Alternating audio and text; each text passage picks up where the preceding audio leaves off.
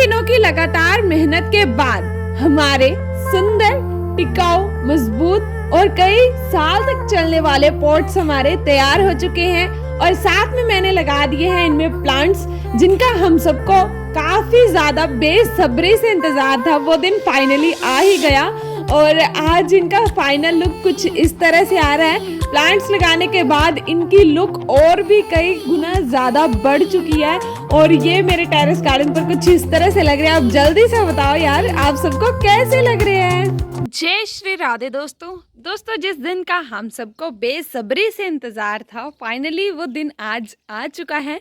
हमारे सुंदर से पॉट्स जो कि हमने पुराने कपड़े की मदद से बनाए थे, वो आज कंप्लीट भी हो चुके हैं और साथ में हमारे इस क्यूट से टेरेस गार्डन की फैमिली में और हमारे न्यू मेंबर ऐड होने वाले हैं। मतलब आज हम न्यू प्लांट्स भी ऐड करने वाले अपने टेरेस गार्डन पर।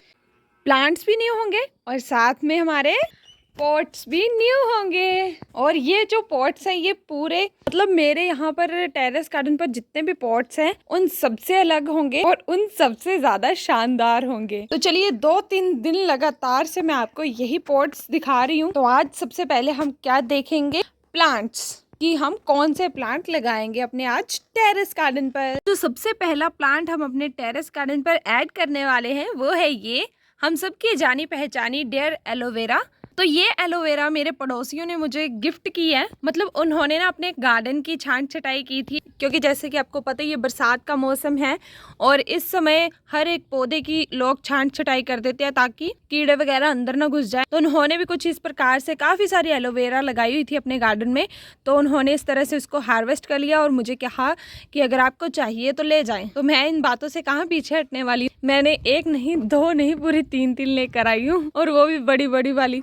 तो आज हम इसे भी अपने टेरेस गार्डन के इन नए पॉट्स में ऐड करेंगे। तो इसी प्रकार से उन्होंने काफी सारे प्लांट्स हमें दिए थे। तो सेकंड प्लांट आ जाता है ये गुड लक प्लांट, जिसे स्पाइडर प्लांट के नाम से जाना जाता है। और देखिए इसकी पत्तियां काफी ज्यादा सुंदर शाइनी सी लगती हैं और ये जो प्लांट है ना इसे आप पानी में भी ग्रो कर सकते हैं। इसलिए ना इसे लाए हुए पूरे 3-4 दिन हो गए इन सारे प्लांट्स को और इन सबको मैंने इसी तरह से डाल के रखा था पानी में। और देखिए सारे ही प्लांट अभी तक हरे भरे भी हैं और हष्ट पुष्ट भी हैं। इस प्लांट को आप कटिंग के माध्यम से भी ग्रो कर सकते हैं और रूट्स के माध्यम से भी। तो ये भी हमारे पड़ोसियों ने ही हमें दिया था। और साथ में देखिए ये वाला प्लांट, तो इस प्लांट का नाम है पीलिया माइक्रोफिलिया। हाँ जी, कुछ इसी प्रकार से इसका नाम है और इसे भी आप कटिंग के माध्यम से ग्रो कर सकते हैं। इसे भी मैंने इसी तरह से पानी में डालकर रखा था 3-4 दिन तक। तो ये कुछ इस प्रकार से हो गया है और आज फाइनली इन सब का वक्त आ चुका है। आज हम इन्हें इनकी सही जगह पर पहुंचा देंगे। तो दोस्तों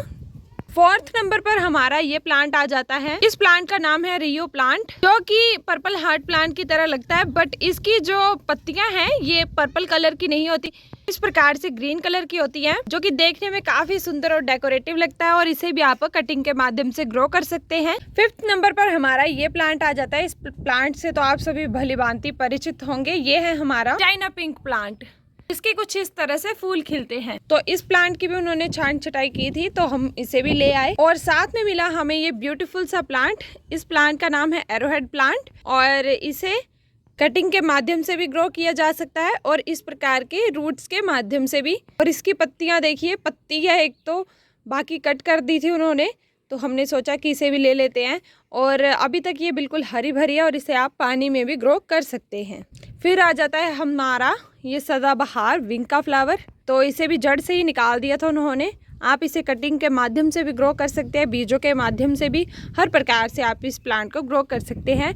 और ये 12 मासी प्लांट है, मतलब 12 महीने इसके इसी तरह से फूल खिलते रहते हैं। और साथ में हमें ये मिला था वंडरिंग ज्यू, जिसकी कुछ इस प्रकार से कटिंग की थी। अब इन प्लांट्स को फटाफट से ट्रांसप्लांट करते हैं अपने इन सुंदर से पॉट्स में। सबसे पहले हमें तैयार करना पड़ेगा सॉइल मिक्सचर, बट सबसे पहला जो हमारा काम आता है हम वो कर लेंगे। पहले उपलों को डुबो कर रख देंगे पानी में ताकि हमारा लिक्विड फर्टिलाइजर भी तैयार हो जाए और गोबर की खाद भी बड़ी ऐसी तैयार हो जाए। हाँ, हमारा गोबर का उपला, इसे डिप कर देंगे पानी में। मैंने सोचा है कि एक ही उपले को डिप करूंगी कि हम जो हमारे सूक्ष्म जीवों को बढ़ाने वाली खाद है थोड़ा मैं उसका प्रयोग कर लूंगी। ओके, देखिए दोस्तों, गार्डन सॉइल का मैं उसी का प्रयोग करूंगी जो कि मैंने पहले से स्टोर करके रखी हुई थी बोरियों में। और साथ में मैंने आपको कहा कि मैं गोबर की उपले के साथ साथ ये वाली खाद का भी प्रयोग करूंगी।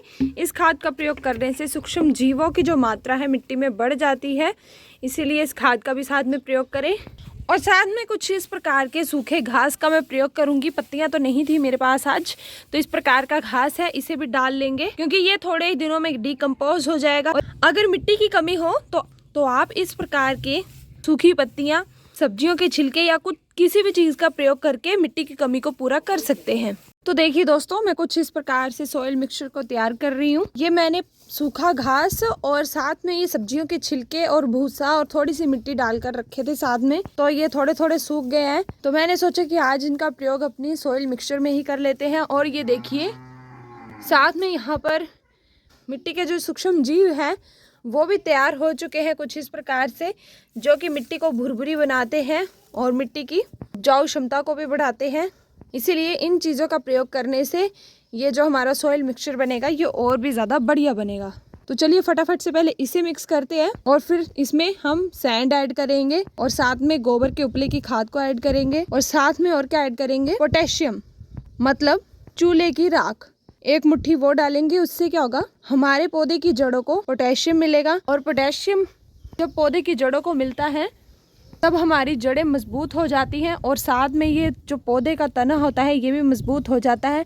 अगर ये दोनों चीज़ें मजबूत होंगी तो हमारा पौधा स्वस्थ रहेगा। इसीलिए जब भी आप सॉइल मिक्सचर बनाएं, या तो चूल्हे की राख या फिर थोड़ी सी मात्रा में चूने का प्रयोग करें। इन दोनों में से आप एक चीज़ चूज़ कर सकते हैं, जो आपके पास अवेलेबल हो आप उसका प्रयोग करके सॉइल मिक्सचर को बना सकते हैं। ओके, तो फटाफट से अब मैं इसे मिक्स कर लेती हूँ। हम यहाँ पर डालेंगे ये चूल्हे की धूल कुछ इस तरह से, ज़्यादा भी नहीं डालनी है। क्या करेंगे, हमारा जो ये हमने पॉट बनाए हैं पुराने कपड़े की मदद से, अब हम इनमें पहले तो ड्रेनेज होल जो है जो हमने बंद कर दिए हैं उसे थोड़ी सी मात्रा में निकालेंगे ताकि सिर्फ पानी ही बाहर निकले, मिट्टी बाहर ना निकले। फिर उसके बाद ये सॉइल मिक्सचर ऐड करेंगे, फिर प्लांट्स को ऐड करेंगे। ओके, तो सबसे पहला जो स्टेप है वो ड्रेनेज होल को निकाल लेते हैं। आपको याद होगा तो मैंने इसके अंदर कपड़ा डाला था और कपड़े के ऊपर इस तरह से सीमेंट की लेयर लगा दी थी। तो कुछ इतना सा हम यहाँ पे थोड़ा सा सीमेंट को हटा के इस कपड़े को चाकू की मदद से फाड़ देंगे, थोड़ा सा कुछ इस तरह से कर देंगे हम। इससे क्या होगा, आपकी मिट्टी भी बाहर नहीं निकलेगी और जो पानी आप ज़्यादा मात्रा में दे देंगे वो आसानी से इस ड्रेनेज होल की मदद से बाहर निकल जाएगा। अब हम इसमें ऐड करेंगे ये सॉइल मिक्सचर।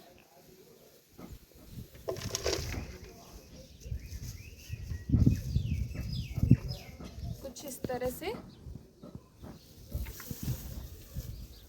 तो इसमें हम लगाएंगे एलोवेरा वाला प्लांट। तो देखिए, सबसे पहला जो हम प्लांट लगाएंगे ये बड़ा वाला एलोवेरा वाला प्लांट है।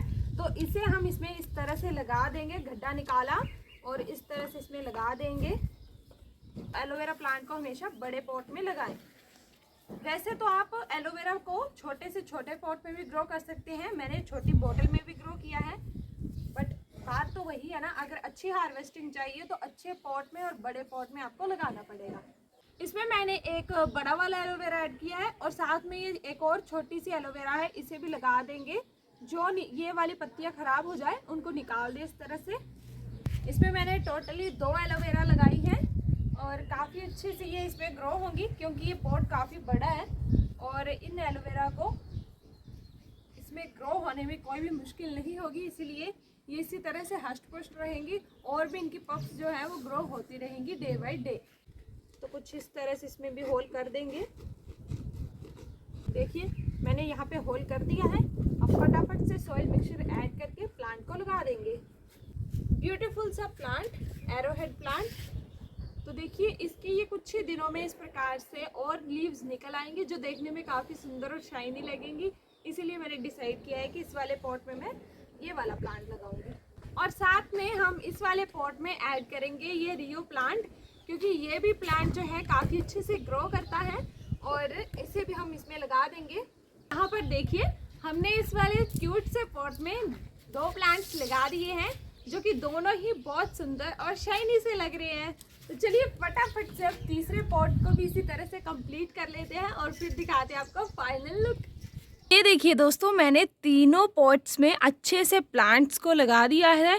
जितने भी प्लांट्स थे मेरे पास मैंने सबको इनमें लगा दिया है और कुछ इस तरह से इनका लुक आ रहा है। तो अभी देखिए मेरे टेरेस गार्डन जो पूरा तरह से यहाँ तक फुल भर चुका है, तो मैंने सोचा है कि इनको मैं इससे भी आगे शिफ्ट करूंगी। मतलब इस तरह से हम आगे और टेरेस गार्डन को बढ़ा देंगे, क्योंकि यहाँ तो स्पेस है नहीं। तो इसीलिए पहले हम स्टैंड क्रिएट करेंगे, वो भी 2 मिनट वाले स्टैंड। मतलब इसके लिए हमें ज़रूरत है सिर्फ और सिर्फ 4 ईंटों की और इस प्रकार के मजबूत फट्टे की। तो फटाफट से मैं स्टैंड क्रिएट कर लेती हूँ। उससे पहले हम इनमें पानी दे देते हैं, ताकि जो हमने पौधे लगा दिए हैं वो डेड ना हो जाए। और पानी नहीं देंगे हम देंगे ये गोबर का लिक्विड फर्टिलाइजर। देखिए अब हम कुछ इस प्रकार से साइड्स में ये गोबर का जो लिक्विड फर्टिलाइजर है अच्छे से इसमें दे देंगे। तीनों ही पॉट्स में मैंने अच्छे से पानी दे दिया है और अभी तक मैं आपको इसका अच्छे से लुक नहीं दिखाऊंगी।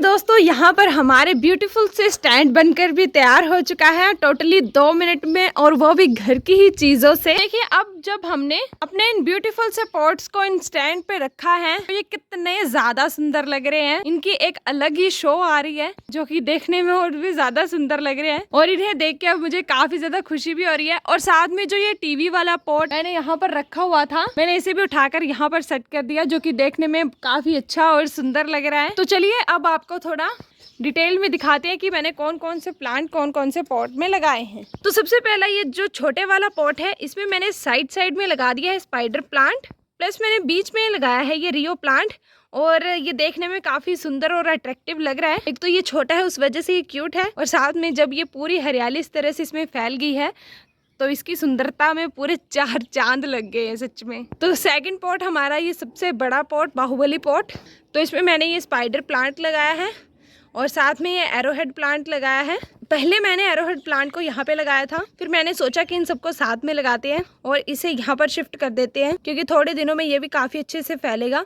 और इसे कुछ इस प्रकार से मैंने लकड़ी का सपोर्ट दिया है और इस तरह से इसे खड़ा कर दिया है। और साथ में एक बड़ा सा स्पाइडर प्लांट था, उसे भी इसमें लगा दिया। और ये मैंने लगाया है डेकोरेटिव और सुंदर सी छोटी छोटी पत्तियों वाला पीलिया माइक्रोफिलिया प्लांट, और साथ में लगाया है ये चाइना पिंक। इसके ना कुछ वाइट कलर के फूल खिलते हैं जो कि काफ़ी सुंदर लगेंगे, इसलिए मैंने इसे भी यहाँ पर लगा दिया।